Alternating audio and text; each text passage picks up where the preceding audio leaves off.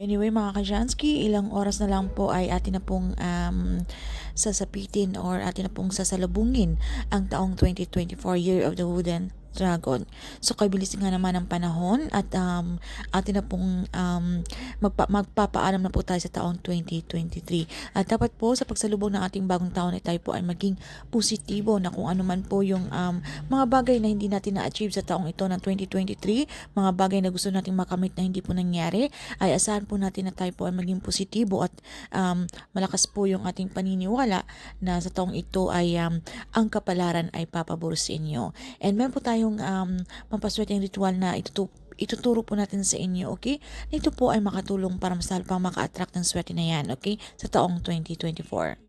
Gawin niyo lamang po ang napakasimpleng bagay na ito bago po sumapit ang bagong taon, okay?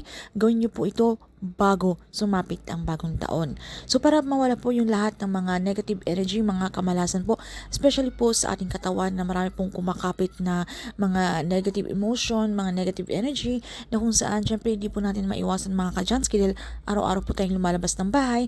Marami po tayong mga taong na nasasalamuha at hindi po natin alam yung mga negative energy nila ay nalilipat po sa atin. Kaya minsan ay tila wala tayong gana, di ba, na especially na mag-isip tayo ng mga bagong ideya na puro na lamang po naunahan tayo ng mga negativity, okay, na parang wala tayong gana. So, napakasimple lamang po ang ritual na ito ay gamit lamang po, okay, pag tayo po ay maliligo. So, kapag tayo po ay maliligo, ay yung ating timba ay ilagyan po natin ito ng kutsarang asin.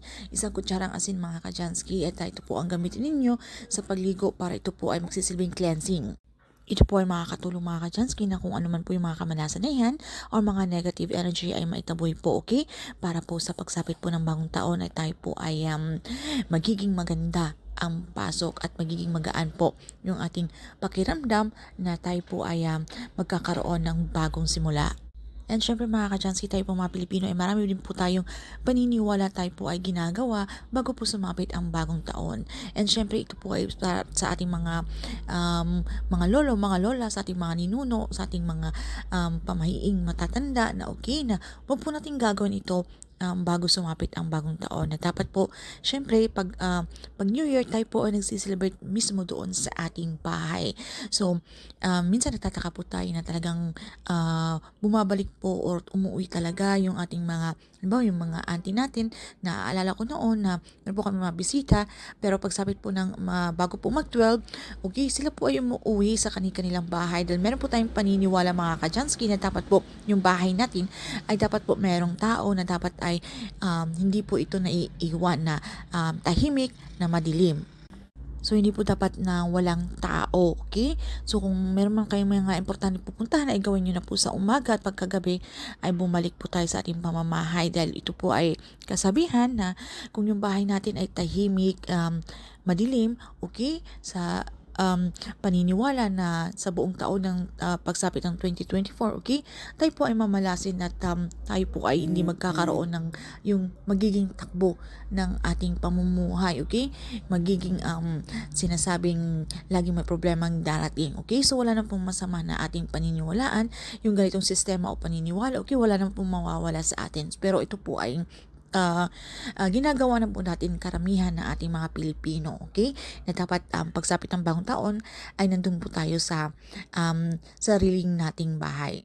Isa rin po sa paniniwala nating mga Pilipino na of course yung ating mga lagayan po nating mga pikas ng ating mga asukal, yung ating mga itong ating mga asin, okay? Dapat po ito ay puno. Huwag po nating hayaan na ito po ay empty o walang laman, okay?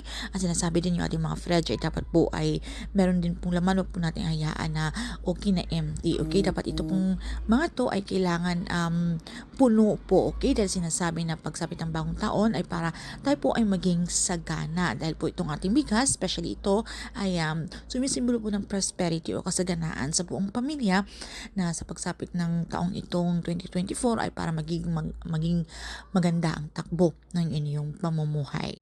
At syempre sinasabi rin mga Kajansky na dapat po sa pagsapit ng bagong taon ay dapat kayo po ay nakalinis na, nakapagligpit, kayo po ay nakapag-map na kung ano pa po ang dapat nalinisin nyo sa inyong pamamahay.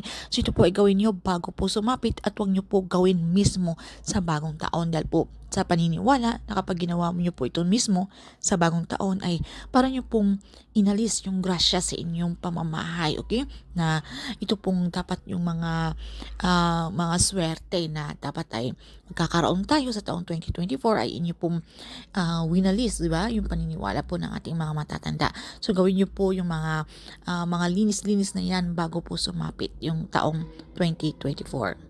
And of course mga kachansky, sa unang araw po na pagsapit ng taong 2024 ay dapat po wag po tayong maging tamad, wag po tayong tayo po ay nasa higaan na lamang na tayo po ay walang gana. Dapat po tayo ay maging energetic, okay? Tayo po ay magkaroon ng mga bagay na kapaki-pakinabang o po tayong yung parang wala po tayong ganang gawin yung mga bagay na dapat po tayo po ay maging produktibo, okay? Dapat po tayo energetic na i-welcome po natin yung taong 2024 na tayo po ay masaya. And syempre ang pinaka-importante mga kachansky ay yung pamilya na nakatira sa tahanan. Dapat po ay hindi po tayo nag-away-away, tayo po ay nagmamahalan, okay?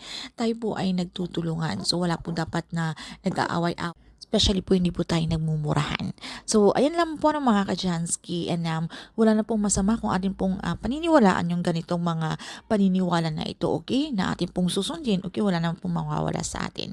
So, ayan naman po mga kajansky, kung meron po kayong mga katanungan or hindi man masyadong klaro sa topic na ito, ay paki-comment na lamang po sa ibaba. So, anyway mga kajansky, Happy New Year in advance sa inyo. So, ingat po kayo lagi. Maraming salamat po sa palagi niyo pong panonood dito sa ating channel.